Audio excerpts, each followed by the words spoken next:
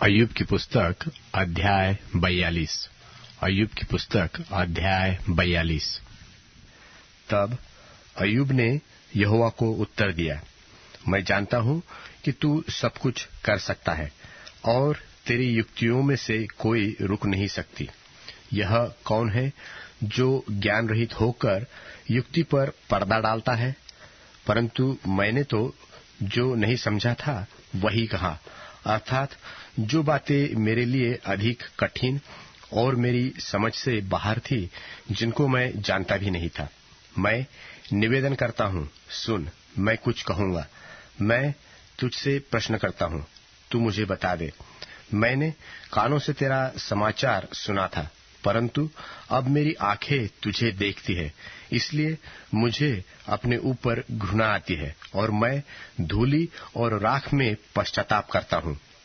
और ऐसा हुआ कि जब यहोवा ये बातें अय्यूब से कह चुका, तब उसने तेमानी एलीपज से कहा, मेरा क्रोध तेरे और तेरे दोनों मित्रों पर भड़कता है, क्योंकि जैसी ठीक बात मेरे दास अय्यूब ने मेरे विषय कही है, वैसी तुम लोगों ने नहीं कही।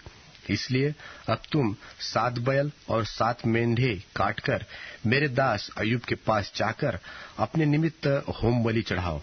तब मेरा दास अय्यूब तुम्हारे लिए प्रार्थना करेगा, क्योंकि उसी की मैं ग्रहण करूंगा, और नहीं तो मैं तुम में से तुम्हारी मूर्ता के योग्य बर्ताव करूंगा, क्योंकि तुम लोगों ने मेरे विषय मेरे दास अय्यूब किसी ठीक बात नहीं कही।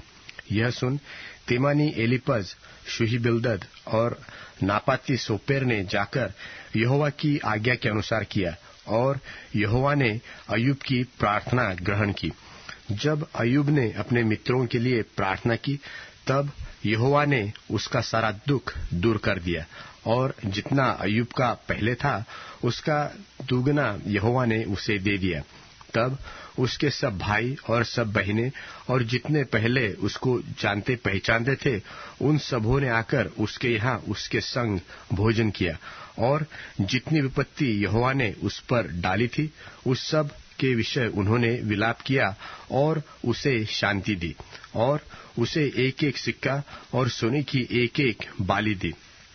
और यहोवा ने अय्यूब के पिछले दिनों में उसको अगले दिनों से अधिक आशीष दी, और उसके 14,000 भेड़ बकरियां, 6,000 ऊंट, 1,000 जोड़ी बैल और 1,000 गधियों हो गई। और उसके 7 बेटे और 3 बेटियां भी उत्पन्न हुई। इनमें से उसने जेठ बेटी का नाम तो यमीमा और दूसरी का कसिया और तीसरी का केरेनपुक रखा। और उस सारे देश में ऐसी स्त्रियां कहीं नहीं थी जो अय्यूब की बेटियों के समान सुंदर हो। और उनके पिता ने उनको उनके भाइयों के संग ही संपत्ति दी। इसके बाद अय्यूब 140 वर्ष जीवित रहा और 4 पीढ़ी तक अपना वंश देखने पाया। निदान अय्यूब वृद्धावस्था में दीर्घायु होकर मर गया।